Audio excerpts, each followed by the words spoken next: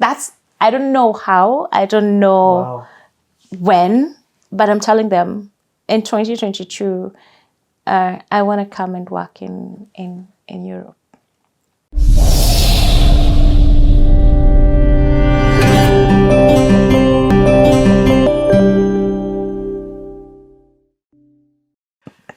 I am thoroughly, first of all, I am in Tallinn, Estonia, having such an amazing conversation. When I came here, I carried the equipment. I didn't carry ISO, but then one of the things that I didn't know, but I wanted to have a sit-here conversation. So thank you so much for being our first international guest from this side of the world. Yeah. We filmed a couple. Actually, we filmed a couple, but then it feels good to shoot them in their place. You know what I mean? Yes. It's a wonderful thing. Thanks Also, for a lot. Your story is incredible. It's such, you're the same person who was talking about, and I say this to give somebody hope. You talked about 120 shillings that you didn't have. Yeah. And you talked about this, you had this work ethic. You had this grind that you put in from a learning perspective, from a taking opportunities perspective. I mean, you're the person who sold 300 shillings. Shillings. Yes. So to hear you move from that to 500,000, and also forget even the financial, having a team of building, and then having a team of over 200 people under you. 200, yeah? Yes. That's something to just stop and celebrate at this moment. At that stage, are you proud of yourself? Or are you so in the grind you don't even notice that you're growing? When I'm in the grind, I don't notice the growth. Actually, I don't. And that's the other thing. Like, I get into it so much that I don't notice it until either somebody else points it out or somebody reminds me, right? But I don't notice it because you keep on setting your own bar and just raising the bar all the time, so that you don't remember to look back and say, I did all that. But there was a point I had that. And the points I had that were points where I had to take a break from work. And how I could see the team growing is that where they would need me less and less and less, I would go on vacation, I would come back, and they already know what to do. Things have run without you. Yes. So I would sit back and be very proud. Very, very proud. So, it's very strange you'd say that. In the beginning of this year, I said I wanted to interview 100 leaders, and along the way I stopped, and I feel like I restarted just recently. And as I listen to you talk, for me what stands out is the leadership. And I'm like, where are you learning this? Where are you learning these leadership skills? First of all, of building systems, but then leadership is people as well as the infrastructure. Yeah. So where are you learning more so the people skill of leadership? Through my experiences, actually. Through my experiences. Along the way, I would really observe how other leaders are leading. I would also find and interact with other leaders. Like, I would interact with just to get to know different perspectives across. Then there's this international environment that gives you access to leaders from other places than you. And part of also my negotiation skills, I remember, was learning that through a different colleague who had come from a different country. An expatriate also. An expatriate as well, right? And just getting that confidence. So for me, leadership is that.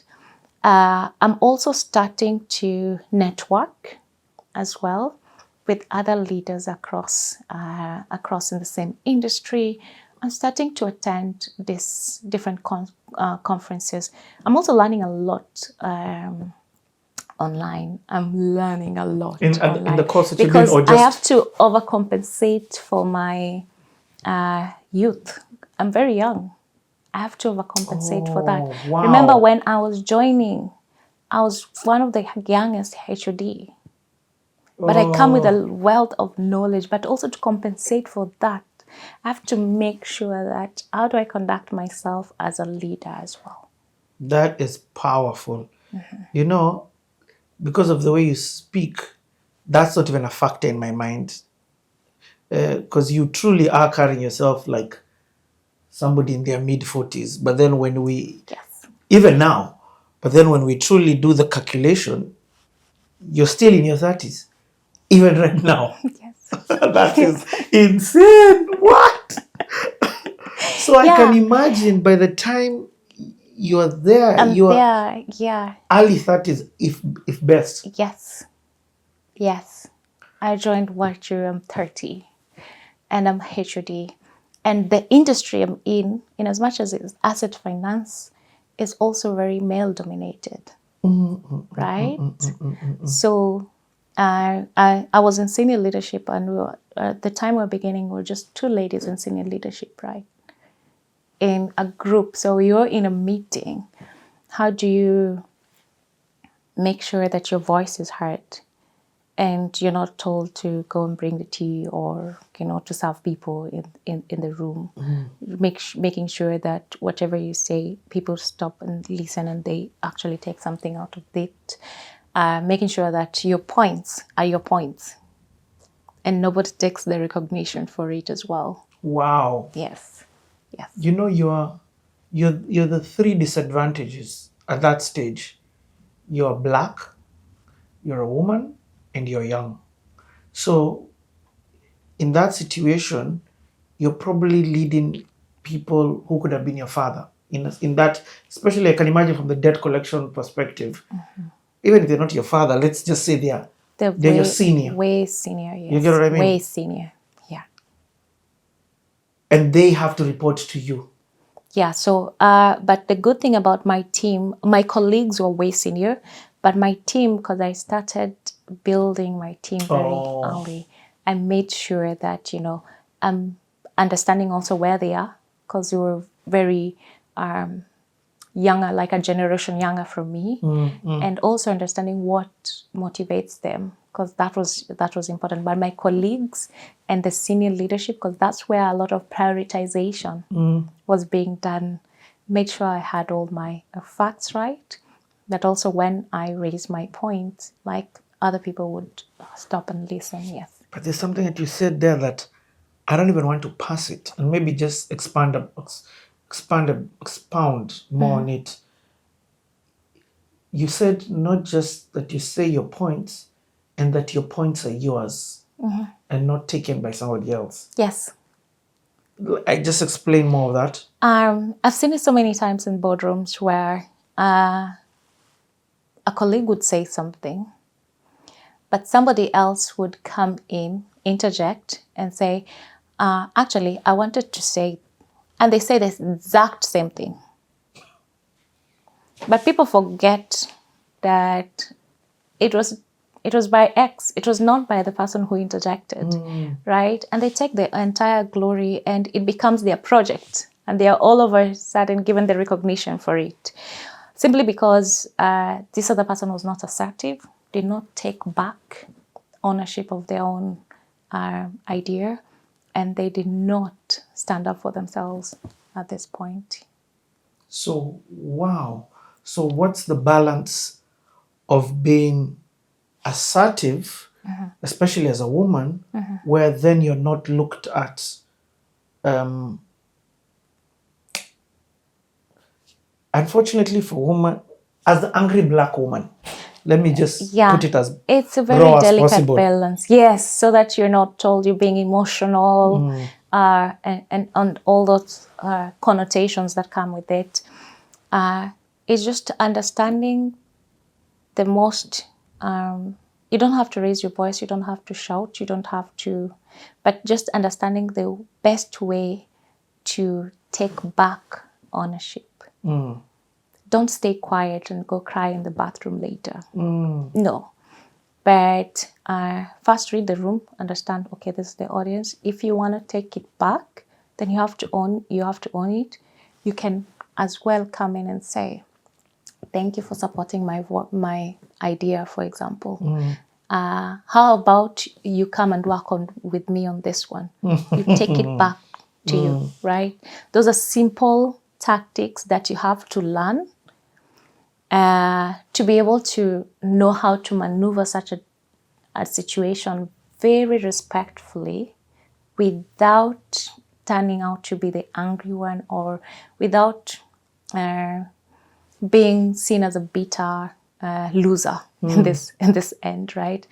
But also learning from our colleagues. I've learned a lot from my male counterparts, and just how they have this level of confidence even when they're bluffing, right? Sorry to say this, not that my colleagues bluff, but even when it's bluff, they deliver with so much confidence that no one interjects and no one takes it away, right? So learning from the male counterparts and just how they deliver as well, it's important. But also the other thing that has also helped me is lots of coaching. Lots of coaching, yeah. I've had the pleasure to tap into other people who've been there, because at some point in my career I had to, so that I get these shortcuts of getting there without necessarily going through the same mistakes, the same milestones they went through. So tapping into different coaches along the way is important. You know, it's even sad that I had to ask that question in that way, because it automatically brings in the separation of male and female in the workspace. And one we're saying, because I wouldn't ask a guy that question. You get what I mean? And I just ask it because that's the reality of the world that we live in. The perception that in which a woman would be looked at that another fellow man would not be looked at. Will not in be the looked exact at, same yeah. situation. Yeah, but also how you carry yourself, how you present yourself in those rooms is really critical, because I've been in those rooms long enough that right now it's so natural for me. You know, I don't sit in the corner just waiting for me to be presented with the opportunity, right? I know and I believe I'm rightfully there because I need to be there, right? So not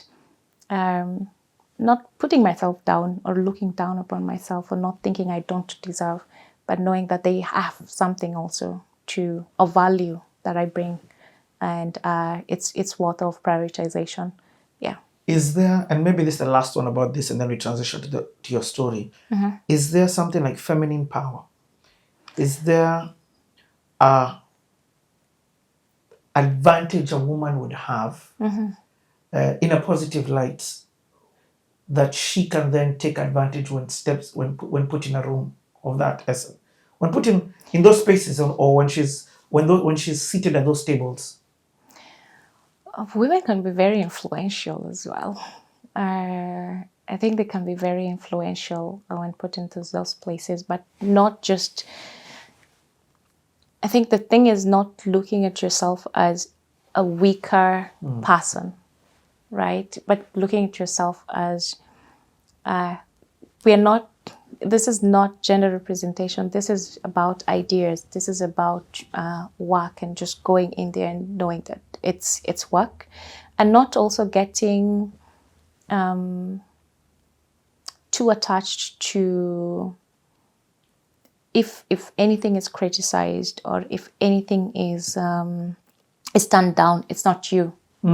It's the thing. It's the idea, or it's the work itself, but it's not you. It's not representing you as a person or as your value, but it's just, this is the thing, and just making sure you think, I want to say logically, but we all do, yes, but just making sure that you separate the emotions from the the issue. It works, but also sometimes there are situations that require emotions as well into play. There are some ideas that may sound good, but they are not the best. And you need to remind people, like, hey, sometimes something can be presented in such a transactional way that you have to remind people, like, hey, we're dealing with people, we're not dealing with machines. We're dealing with this. And in this situation, this is not the best approach. And it actually makes them think and look back and be like, oh, yeah, that would have been a big fail. So there are those perspectives that women also bring that enriches the idea or the proposal in such a very unique way. From just an experience part of it, or even that emotion sometimes it's relevant, it's needed, and you bring that, or sometimes just bringing a different perspective, because sometimes men just, it's black and white, it's so logical that you need somebody else to bring the other side, which is more of, okay, the human, not that you're inhumane, right? But just bringing you back to, okay, yes, logically it makes sense. However, these other different angles that you haven't factored into a situation. So, yeah. You know how, first of all, thank you for sharing that. That is powerful. And I know somebody has gotten something of that. And now it brings context, especially in something like customer care, when you were talking about tone and the importance of tone. The only reason you brought up tone is because you're thinking about the human aspect. The human aspect of and how interaction. Yes. Tone in this essence is such a foundational tool for communication. Yes. Woo! Free masterclass there you've got, people. That's a free masterclass right there. Oh, man. Okay, yes. So where does the story progress to right now? So at this point, very proud. We're talking about, am I looking back and thinking, am I proud of myself? Yes. During my breaks, where I'm seeing my team has grown so much that they're doing it, they're killing it at this point. They love customer support. They love being in customer support, you know. There's recognition bit of it. The team is thriving, to be honest. And for me, that was point of joy. Like at this point in my career, I'm thinking, that's impact. I'm not just impacting customers' lives, but also there's families I'm impacting through these people. Yeah. And I've started traveling. I've started traveling now. Out of Africa at this time? Out of Africa now. Oh, nice. Remember, part of this time, I'm also creating my own network. And part of the people I really created networks with are the likes of Dimitri, from our first conversation. It was just really, really amazing to see around work, other senior managers as well. I'm getting to hear about other experiences, international experiences. So I'm thinking, why not travel out of Africa at this point? I've traveled in Africa, but I need to see what's beyond Africa as well. Okay, so when you're traveling, it's not work assignments. No. This is personal. This is personal and exposure. Personal first exposure for yourself. Yes. On yourself. On myself, yes. So by you for you. By me for me. It's my break. It's me to see the world. You know, part of that. Remember, my dream was, to go to Kenya High and then to study outside, and outside was not within Africa. It was in the States at this point. So, there's still a part of me that needs or yearns for that. It longs for that experience. So, I've made enough international friends. Right? I'm out. And from weird countries like Latvia. Yes, actually, yes.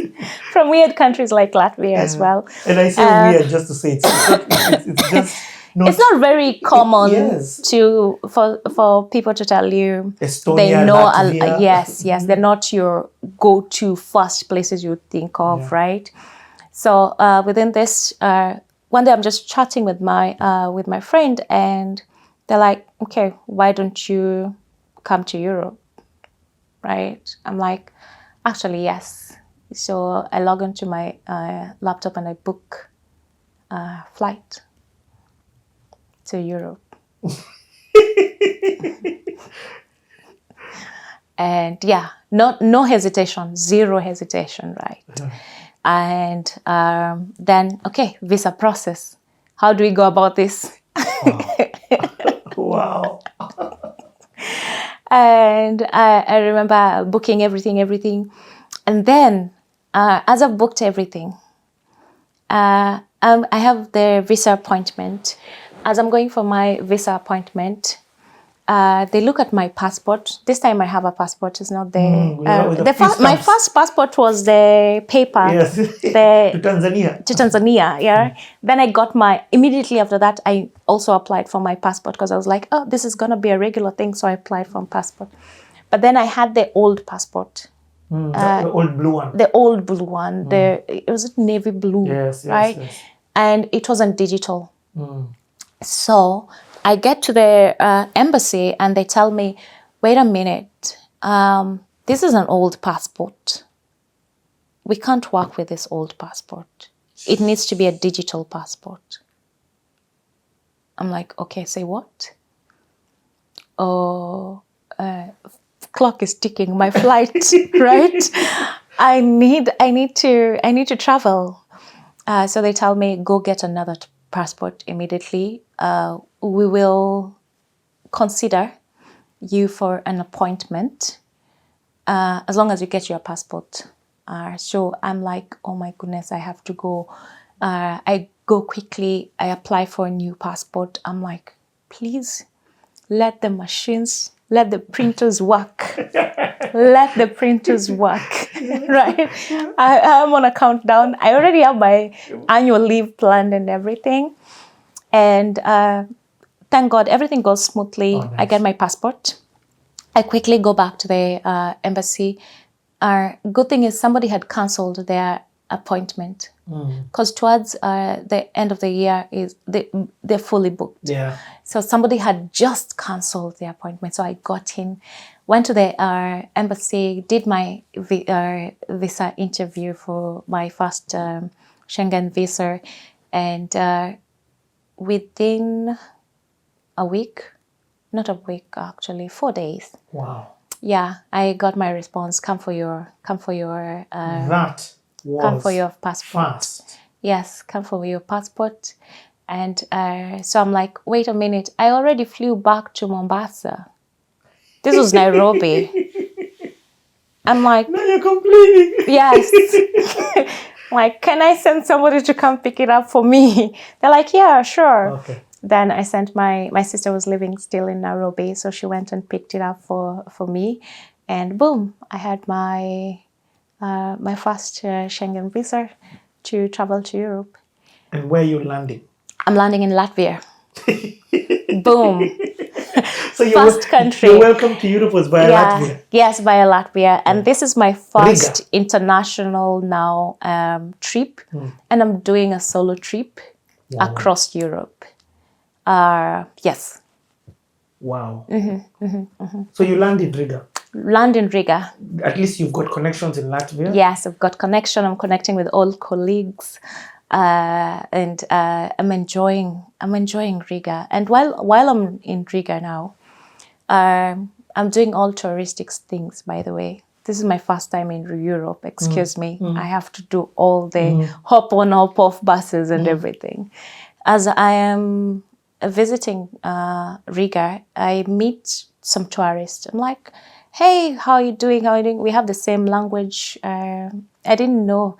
I think my friends had told me, don't think the entire Europe, everyone speaks English. You'll be surprised. Yeah. So we have the same language barrier. So I'm meeting people.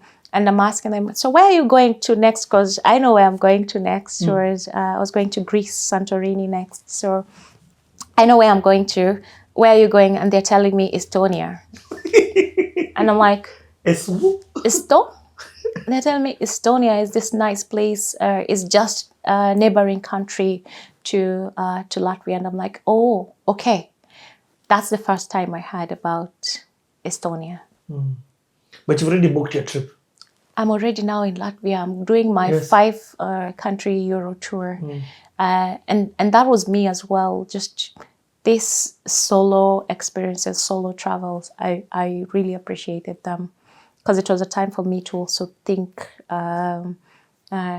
energize, and just, appreciate myself as well. So looking back. And use your money. Yes. No, I need to say that because you can't just have accounts with money and stare at figures in accounts. So yeah, and never this have time I'm traveling, and it was such an eye opener. Now, because of this Euro travel, right? Which countries did you go to? I went to Latvia. I went to Greece. I went to Spain. I had to do Barcelona. Had to do Barcelona. Greece, I had to do Santorini. Yeah. Like, hey, I had to do Santorini. Barcelona, and then I also went to France. I was waiting for France. Yes, I couldn't miss France from that point. I wanted to go to Rome as well, but I realized I'm crazy, right? And I was like, no, this is too much now. But it was such an amazing experience, and I remember chatting with my friends, and I told them, you know what I want? I want to come and work in Europe so that I can travel more. I was going to ask you why. Yeah, I want to just come and work in Europe to travel. I saw how easy it was to travel from one country to the other. I saw how different they were, but also very amazing. I really enjoyed my travels to Europe so much that I was telling them this was now in 2022. I'm texting them, I'm telling them, I want to come and work in Europe. Wow. I don't know how, I don't know when, but I'm telling them in 2022, I want to come and work in Europe. And that's it. That's just bypassing, right? But that's the first time I wanted to work outside Africa. Yeah, just through my travel experiences and seeing the level of development, how different things were, little things I would just admire, and I would be like, I wanna come to this market. I want to see how different this market is from our market back home. The level of service was totally different. So I really wanted to experience it. And out of experiencing it, I was like, yes, I want to work here. Wow. Yeah. Okay. So back in my farm, things are scaling up. We're no longer a startup. So at this point, we are scale up. At this point now, other than country managers, we're getting deputy country managers. So the layers are becoming many, right? Decision making is not also easy in a scale up environment because now the structures, the layers are becoming more and more. There's a lot of investment coming in. There's a lot of also new senior leadership coming in, right? And they're all coming in with their different vision as well. So that happened, different vision, different strategy. We're growing into other products as well. We now started financing mobile phones. What? Yeah. Okay. So at this point, the company has grown a lot. And by the time I hit my 4th year, I'm now in my 4th year, right? I knew I needed to transition into something. Because remember, I think for me, the 4th year is very significant where I sit and I look back and I'm like, okay, I need either to transition or I need something else. You need growth. I need growth, yeah, because at this point, team is okay. Everything is going on well. So what happens is now we're having layoffs. Yeah, restructuring. It's called restructuring, right? So restructuring is happening, but as the first time I had a feeling like this, I've outgrown this now. I just went into my profile, into my LinkedIn profile, and just updated it. And I was like, okay, maybe it's about time I just, updated my profile. I just updated it. I didn't do anything. Like right. the new job, you spruced it up. Yes, I just say what I'm, Where you've worked and where you're working. Yeah, just updating my, like looking back into, you see, all this time I hadn't looked into my CV. Actually, I didn't have a reason to. But now, the conversation and how I'm seeing things going, it's time. It is time. So what happens is I look into it, but then I just go back to work. But there's a lot of changes. There's talks around cutting down headcount. But this time we were 2,000 employees. Whoa. Yeah, when I started, we were 318 employees. Whoa. So this is 4 years later, we're 2,000 plus employees. Wow. And that's Kenya alone. So you can imagine. Right? So there's talks about cutting down the headcount, right? And layoffs. And at this point, I get a DM into my LinkedIn profile.